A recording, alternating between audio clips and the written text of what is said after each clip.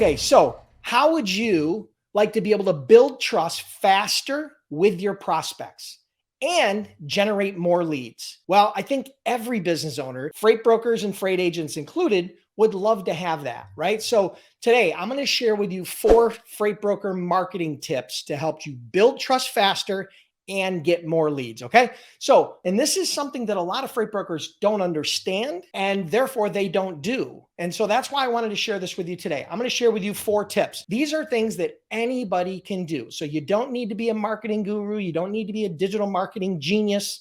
Trust me. When I first started, I wasn't any of those things. All right. So I'm going to share with you 4 things. Number 1, as a freight broker startup, you have to set up your freight broker website. I'm not saying you got to go out and spend $5,000 setting up a website. I'm not even saying you got to go out and spend $2,000 setting up your website. The fact is, you can set up a website that builds trust, starts to build your brand for hundreds of dollars, not thousands of dollars, if you do it properly. So setting up your website is really important for a couple of reasons. Number 1, when you reach out to prospects and do sales efforts, one of the things they're going to do is do due diligence on you, and they're going to search Google for your company. And if your website doesn't exist, that is a huge red flag to your prospects. So having a website will reinforce and build trust in your sales process. Secondly, as having a website, you have an opportunity to be found on Google.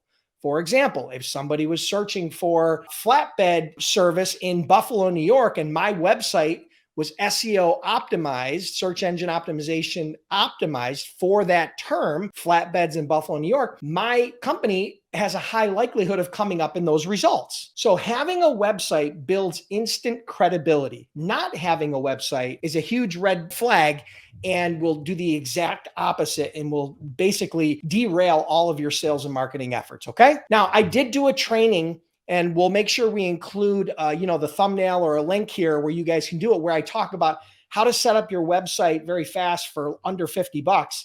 And that's part of the channel. So you guys can check that out in detail. Number 2, set up your personal and your business LinkedIn profile. Okay. So LinkedIn, as you may or may not know, is the world's largest professional networking site. It's kind of like Facebook for businesses, but much, much better. Okay. There's not a lot of politics. There's not a lot of religion. There's not a lot of false information and disinformation and political crap on there. It's more business oriented. So if you're not on LinkedIn, you definitely got to get on LinkedIn, but you want to set up both your LinkedIn personal profile and optimize that for your business. And you also want to set up your business profile, right? So both of those you want to set up. And here's why. Because once again, number 1, you're going to want to use LinkedIn to find and connect and engage with your prospects. So you got to have a profile to do that. Secondly, if a prospect that you're talking to or a prospect that found your website, in some way, shape, or form, goes onto LinkedIn and searches for you, and you personally don't exist and or your business does not exist on LinkedIn, that's another huge red flag. And it is going to, again, derail your efforts, and it is not going to promote trust. So you have to have, number 1, a website. Number 2, your personal and business profile on LinkedIn. Okay. So number 3, you need to start creating content. Now, let me explain to you what I mean. Content, as you probably know, is what I'm doing right now. I am shooting a live video. So video is a form of content marketing. Text, like blog posts, are a form of marketing. Podcast is an audio form of marketing. Memes are a form, images and memes are a form of marketing, right? So you use different channels, right? Different digital channels to promote content, whether that be your blog, whether that be YouTube, whether that be LinkedIn, whether that be, the search engines, whatever the case may be, you're using content to attract your audience, start a conversation, build trust, and generate leads. So you have to start creating content.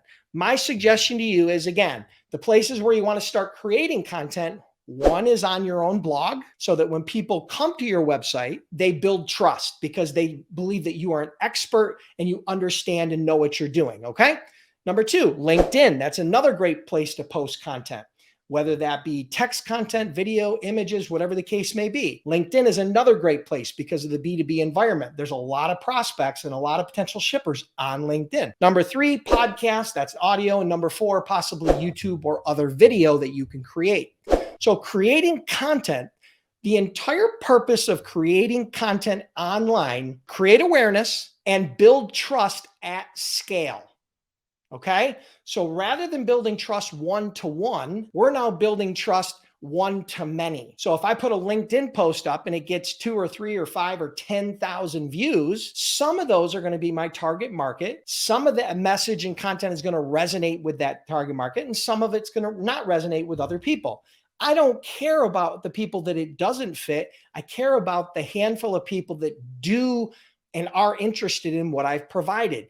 That helps to enhance that relationship. The same thing goes for YouTube videos. The same thing goes for these lives. The same thing goes for text-based content, right? You absolutely positively need to start creating some form of content. Now, don't let yourself get overwhelmed. My suggestion is just pick one of those types of content and one channel and get started, and then build it from there. Okay. So that is number 3. Number 4. Now listen, I decided to offer a bonus tip. So this is number 4, but I want you to stick around because I have a bonus tip that you definitely are not going to want to miss. This is one that not a lot of people talk about or even really understand. Right. So number 4 is don't forget to collect email addresses from the people that visit your website and enjoy your different content as a way to communicate with them after the content. So for example, someone lands on a blog post, they click on a link that can download a free resource that then goes to your email service provider, and then you will have the ability to email them week after week, month after month, until you've built enough trust that they're ready to buy from you. Okay. Or ready to talk to you, whatever the case may be. So that's one example. You can do the same thing on YouTube. You can do the same thing on LinkedIn, right? So creating content is the bridge between someone not knowing you at all to getting to know you, to building enough trust that they will then give you their email, which they now have become a lead. Now, you don't necessarily have their phone number. You may or may not, but ultimately you have the ability to communicate with them. They've opted in to receive additional information from you. I can't tell you how important and powerful email marketing is as a follow-up tool. And I'm not talking about one-to-one. I have an email list. I think my email list is like 70,000 people. I've got over 70,000 people right now that have opted in to receive ongoing information from me. You might be one of them watching this video. So ultimately, I have the ability with the press of a button that I can touch all 70,000 of those people with an email very cost effectively, unlike most people that are freight brokers who would have to try to do that one-to-one and don't even have permission because now it's a cold email. So I don't want to go into too much depth here, but I can't stress the importance enough of building your own opt-in email list. Okay. All right, so that's number 4. Here's the bonus tip. Bonus tip number 5. Build a community of people that are in your target market. So you can use tools like Facebook or LinkedIn groups. There's a group feature built into Facebook and LinkedIn. There are other standalone community type products like Skool, which is Skool, which is something that I may be using in the near future for my community. But you can use Facebook groups, you can use LinkedIn groups, you can use tools like Skool or other, but you want to build a community around your target market. This is not you going out and building a community of freight brokers or freight agents. This is you going out and building a community of whoever your target market is. Let me give you an example. So if your niche is the produce industry, right? And you're doing growers and buyers and retailers and sellers and wholesalers of produce, if that's your target market that you're selling to, you could build an entire community of those people that are now collaborating and coming together to help one another within that group. Birds of a feather flock together, right? So people that are in the produce industry who have challenges and issues are going to have a tendency to trust people that are also in their industry with